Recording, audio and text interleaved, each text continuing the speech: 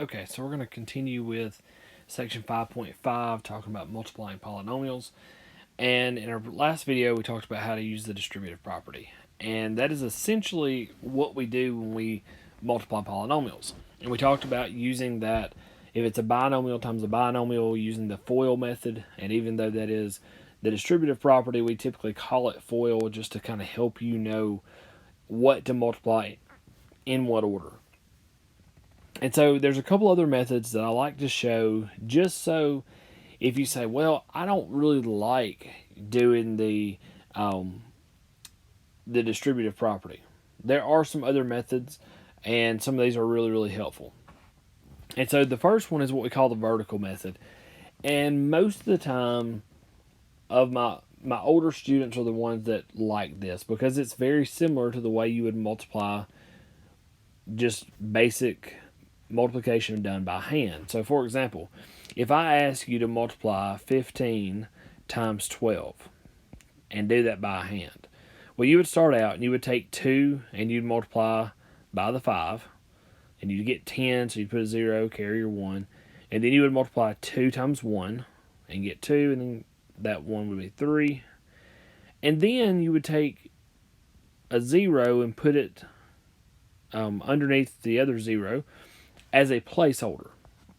And then you would take your 1 and you would multiply it. 1 times 5 and you'd get 5. And you do 1 times 1 and get 1. And then you add those together. And so when you do in this case, you get 180. Well, that's really the same steps that we're going to follow when we multiply vertically. And so again, what we're going to do is we're going to start with the 4. And we're going to multiply by negative 5. And in this case, we're going to get negative 20. We're not worrying about carrying anything over. Okay, we're just keeping our terms together. And then 4 times 4x, which is 16x. And then we're going to multiply 4 times 3x squared, which is going to be 12x squared.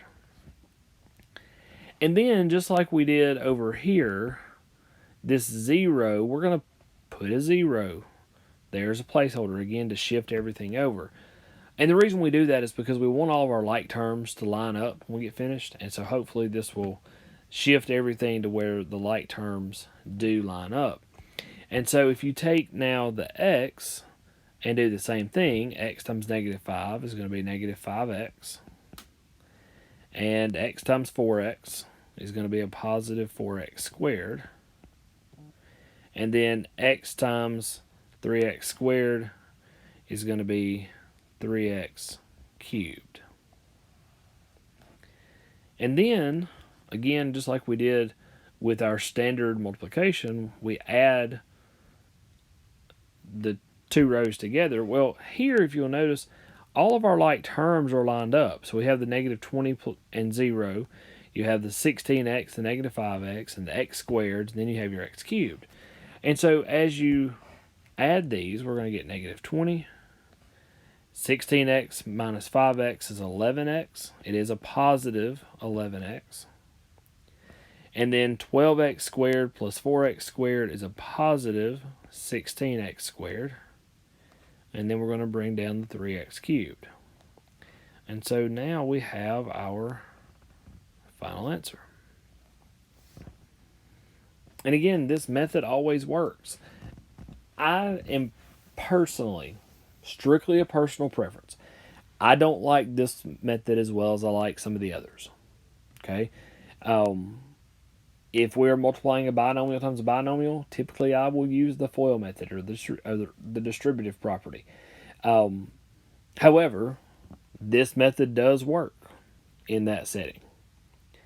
If we're multiplying binomial times trinomial, typically I'm going to use the next method I'm going to show you because it is usually pretty simple to do, and a lot of people like it, and it's a little more organized maybe than some of these others that we've seen. If you have questions about the vertical method, if I need to work through some of those with you or explain something more in detail to you, shoot me an email. We'll do a Zoom session, or I can explain more through email if I need to. But let me know, and I'll go through some of that with you. So, our last way to multiply is by what we call the box method. And in the box method, you're simply going to draw a box, and the size of that box is based on the number of terms that you have in each polynomial. So in the first polynomial here, we have 2 terms. And in the second polynomial, we have 2 terms. And so we need to draw a 2 by 2 box. So it's going to look like this. Now, really that's the hardest part of the whole deal. So that's not very difficult. So hopefully this isn't going to be too terribly difficult for you either. And so what we're going to do is above the box and down the left-hand side, we're going to put our polynomials. Since it's a 2 by 2, it doesn't matter which polynomial goes where. I'm going to put the first polynomial, the 4x plus 3, across the top. And so we're just putting each term over one of those columns. And then down the left-hand side, we're going to put the other polynomial. Again, just listing their terms. So we have x plus 2. Now, we fill this in just like you would a Punnett square in biology. Those of you that are familiar with that, that's exactly what we're going to do. So whatever is above the box, so for the first box it'd be 4x, and whatever's beside the box get multiplied and go in the box. Okay, so in this case, 4x times x is 4x squared. And then you can go to the next column or you can go down to the next row. It doesn't really matter. I'm going to go down to the next row. So what's above it is, again, 4x. What's beside it now is 2. So 4x times 2 is going to be 8x. And then go to the next column and do the same thing. So 3 is above the box. X is beside the box. So 3 times x is 3x. And then 3 times 2 gives us 6 and goes there. Now, what is really good about this method is that if you have like terms, and you don't always have like terms, but if you do, they're always in this diagonal that goes up to the right. Okay, those terms are always going to be like terms. And so you'll add those, again, adding their coefficients, and you should be able to get your answer. So our answer in this case is 4x squared. The 8x plus 3x is 11x plus 6. And there's our final answer. Now, if you're one of these people that is sort of OCD about things, and you like things neat and organized and all of that, this is the method you're going to want to use. Because for me personally, I had rather have this box that's got everything in it as opposed to all these lines that we might have to draw here in this first problem or even that second one. Okay? So if I'm multiplying a binomial times binomial, like over here to the right, then I will typically use the FOIL method. But if I'm having to multiply a binomial times trinomial, like in this next problem we're going to do, I'm definitely going to use the box method. Okay, so what I want you to do is try this one on your own. Again, pause the video, try this one, and then come back and I'll work it for you. Alright, so hopefully you have paused the video. Now, this one's a slightly different because it is a binomial times a trinomial. And so we want to make a box that is a 2 by 3. So 2 terms here, 3 terms there. You can do your box one of 2 ways. You can either do 2 down and 3 across, which is what I'm going to do. Or you could do 3 down and 2 across. Either way is fine. It does not matter. I'm going to do mine this way with the 3 going across. That's just, again, my preference. And since I have my 3 terms going across, my trinomial needs to go on the top. So we're going to have x squared, 3x, and 1. And down the side, we're going to have x and 5. And again, going to fill this in the same exact way. Whatever's beside the box, whatever's above the box gets multiplied and goes in the box. So, in our first box here, x times x squared is x cubed. I'm going to go down to the next one. So, 5 times x squared is 5x squared. And then go to the next column. 3x times x is 3x squared. Go to the one on the bottom. 3x times 5 is 15x. Go to the last column. 1 times x is x. And then 1 times 5 is 5. And again, if you have like terms, they're in the diagonals that go up to the right. And so you'll see those two terms are like terms, and then these two terms are like terms. And again, that always is the case. If you're going to have like terms, they'll be in those diagonals. So our final answer then is sitting in the box. It's x cubed. We have 5x squared plus 3x squared, so it's 8x squared. 15x plus x is 16x. And then plus 5. And there should be our final answer. If you have questions about the box method, please let me know. Shoot me an email. I'll try to explain a little bit more. Now, to finish up the section, I want us to go through and work each of these. I'm going to do a couple with the FOIL method, and then I'm going to do a couple with the box method. So let's start with the first one. We'll simply do the FOIL method here. And so if you do, again, we're just distributing m times m and m times negative 3. And then 4 times m and 4 times negative 3. And again, you see it's the first, outer, inner, last. So m times m is m squared. 4 times m is, well, let's do m times negative 3. So m times negative 3 is negative 3m. 4 times m is 4m. 4 times negative 3 is negative 12.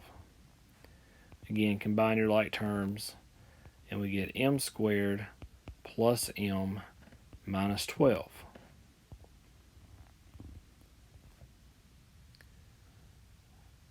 Now, go to the next one. Going down to the bottom. I'm going to use the box method here because I want to show you something. So on this one, again, we need a 2 by 2 box. And across the top, I'm going to put the 4x and the negative 3. And down the side, the 2y and the 5. So again, whatever's beside the box, whatever's above the box, get multiplied and go in the box.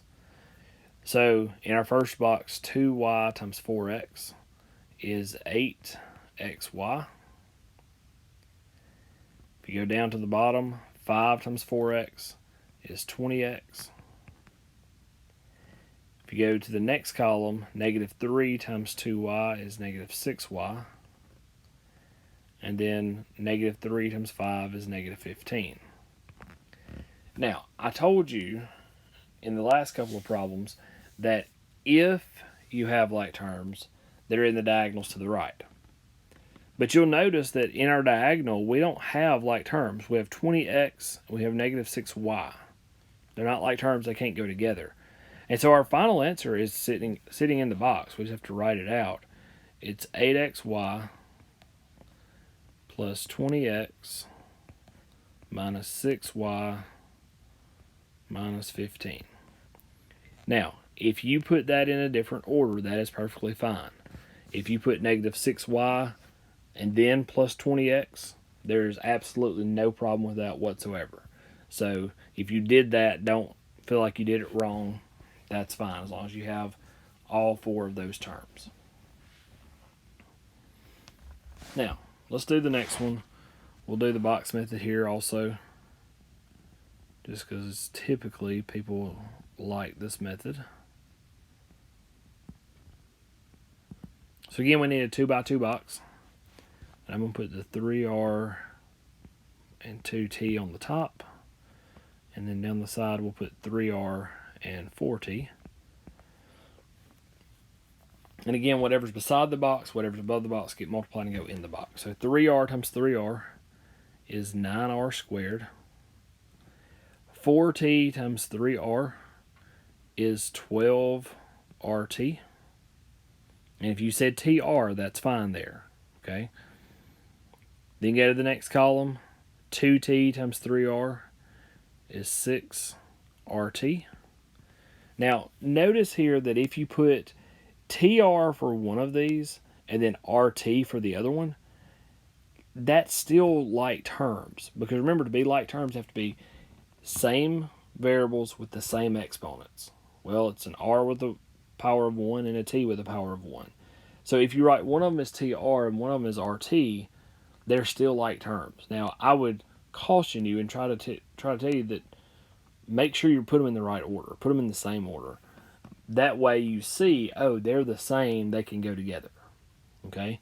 And then in the last term, 4t times 2t is 8t squared. And again, we do have the like terms in the diagonal. And so our final answer is 9r squared plus 18rt plus 8t squared. There is our final answer. Again, if you have questions about that one, please let me know. So on the last one, it is slightly different from some of the others just because it's got the y squared in the front. So you can do one of two things. You can either multiply the two binomials first and then distribute y squared, or you can distribute the y squared to one of the binomials and then do the FOIL method or the box method, whichever one you want to do. So what I would suggest here is go ahead and just distribute the y squared into that first binomial. And so we end up with 8y cubed plus 3y squared.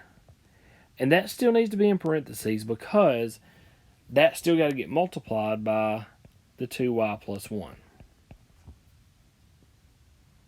Now, from here you can either distribute or you can do the box method. I'm going to distribute here just to have another one done this way. So if you would distribute the first terms into the second binomial, 8y cubed times 2y is going to be 16y to the fourth. 8y cubed times 1 is 8y cubed. And then distribute the 3y squared. So 3y squared times 2y is 6y cubed. And 3y squared times 1 is 3y squared. Again, we do have like terms here in the middle. We can combine those. And we get 16y to the fourth plus 14y cubed plus 3y squared. Again, if you have any questions about how to multiply polynomials, let me know. Hopefully, this is something that you've done before or something you can do. Like I said in the beginning of this section, if you can distribute, you can probably do this. Okay? So, one of the things people always ask is, well, can I always